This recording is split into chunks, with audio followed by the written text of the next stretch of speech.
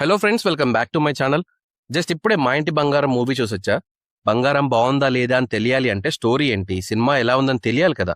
So రివ్యూలోకి వెళ్ళిపోదాం. Movie around 90s లో setup అయి ఉంటుంది. స్వర్ణ అనిరుద్ని మ్యారేజ్ చేసుకుంటుంది. ఆ తర్వాత అనిరుద్ వాళ్ళ ఇంటికి వెళ్లాల్సిన సిచ్యువేషన్ వస్తుంది. అక్కడికి వెళ్ళాక అది చాలా పెద్ద జాయింట్ ఫ్యామిలీ. సేమ్ టైంలో అక్కడ ఒక మ్యారేజ్ ప్రాసెస్ జరుగుతూ ఉంటుంది. ఇక అక్కడే స్వర్ణకి అనసూయకి ఒక కాంపిటీషన్, ఒక ఈగో క్లాష్ ఉంటుంది. సైమల్టేనియస్ గా స్వప్న పాస్ట్ తనని వెంటాడుతూ ఉంటుంది. అసలు స్వప్న పాస్ట్ ఏంటి, ప్రెసెంట్ సిచ్యువేషన్ లో స్వప్న పాస్ట్ ని ఎలా ఫేస్ చేసింది, ఇదంతా ట్రైలర్ చూస్తే అర్థమవుతుంది. మూవీ మెయిన్ ప్లాట్ కూడా ఇదే. ఈ ప్లాట్ వరకు ఓకే, మరి మిగిలిన పాయింట్స్ ఎలా ఉన్నాయి?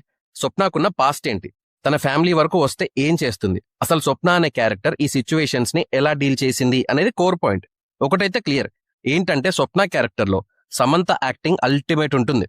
క్యారెక్టర్ లో చాలా ఇన్వాల్వ్ అయ్యారు. ఈ క్యారెక్టర్ సమంత కోసమే డిజైన్ అయినట్టు చాలా పర్ఫెక్ట్ గా సెట్ అయ్యారు. ఫస్ట్ హాఫ్ వరకు ఇంట్రెస్టింగ్ గా స్టార్ట్ అవుతుంది. స్వప్న క్యారెక్టర్ ఎంట్రీ ఒక్కసారిగా ఒక జాయింట్ ఫ్యామిలీలో పడితే, దట్టు ట్రెడిషనల్ ఫ్యామిలీ అయితే ఎలా ఉంటుంది, వీటి నుంచి ఎస్కేప్ అయ్యే ప్రాసెస్, ఇదంతా ఇంట్రెస్టింగ్ గా ఉంటుంది. అలానే అప్పుడప్పుడు టచ్ అయ్యే తన పాస్ట్, భాషా రేంజ్ ఫ్లాష్ బ్యాక్ ఎలివేషన్స్ ఇచ్చారు కానీ ఫ్లాష్ బ్యాక్ స్ట్రెంగ్త్ అంత గట్టిగా లేదు. అలా ఫస్ట్ హాఫ్ వరకు బాగానే వెళ్తుంది. కానీ వన్స్ సెకండ్ హాఫ్ నుంచి ఒక ప్రెడిక్టబుల్ సిచ్యువేషన్స్ వచ్చేస్తాయి. థింగ్స్ అన్ని సింపుల్ గా జరిగిపోవటం, కొంత అన్నెసెసరీ ట్రాక్ ఇన్వాల్వ్ అవుతుంది, లిటరలీ డ్రాగ్ అవుతుంది అని మనకు తెలిసిపోతుంది. మధ్య మధ్యలో ఫైట్స్ వస్తుంటాయి. మూవీ డల్ అయినప్పుడల్లా సమంత పర్ఫార్మెన్స్ తో పికప్ చేయడానికి చాలా ట్రై చేసింది. మళ్ళీ క్లైమాక్స్ కి కొంచెం హై వస్తుంది, కానీ మన విలన్ ని స్టార్టింగ్ నుంచి చూపించినంత క్లైమాక్స్ ప్రెజెంటేషన్ లేదు. చెప్పా కదా, థింగ్స్ అన్ని ఈజీ అయిపోతాయి. కానీ చాలా వరకు ఎలివేషన్స్ లో కానీ కొన్ని నార్మల్ సీన్స్ ని కూడా బీజిఎం బాగా ఎలివేట్ చేసింది. అసలు ఫైట్ సీక్వెన్సెస్ బాగున్నాయంటే డెఫినెట్లీ సమంత చేసిన యాక్షన్ హైలైట్ అవుతాయి. దాన్ని ఎలివేట్ చేసిన బీజిఎం ఇంకో హైలైట్. మ్యూజికల్ గా బాగానే అనిపించింది. ఒక సాంగ్ కూడా బాగుంది. రిమిక్స్ సాంగ్ ఒకటి బాగా కంపోజ్ చేశారు. పాజిటివ్స్ ఉన్నాయి, నెగిటివ్స్ కూడా ఉన్నాయి. పాజిటివ్స్ అంటే performances and first half, negatives అంటే weak flashback and second half. ఇంకా పర్ఫార్మెన్సెస్ వైజ్ సమంత యాక్టింగ్ చాలా బాగుంది. తను తప్ప వేరే ఎవరు ఈ రోల్ ని ఇంత పర్ఫెక్ట్ గా క్యారీ చేయలేరు అనే రేంజ్ పర్ఫార్మెన్స్ అయితే కనిపిస్తుంది.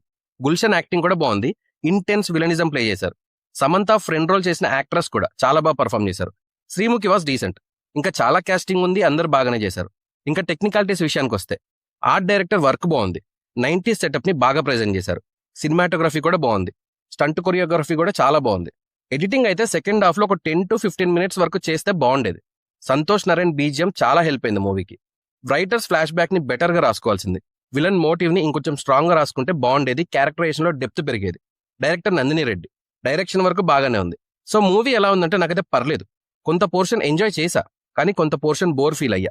ఫ్యామిలీ ఆడియన్స్ కి కనెక్ట్ అయ్యే ఛాన్స్ ఉంటుంది. సో ఇంట్రెస్ట్ ఉంటే ట్రై చేయండి. ఎలాంటి 18+ కంటెంట్ ఉండదు. నా రివ్యూ నచ్చితే సబ్స్క్రైబ్ చేసుకోండి. Thank you for watching.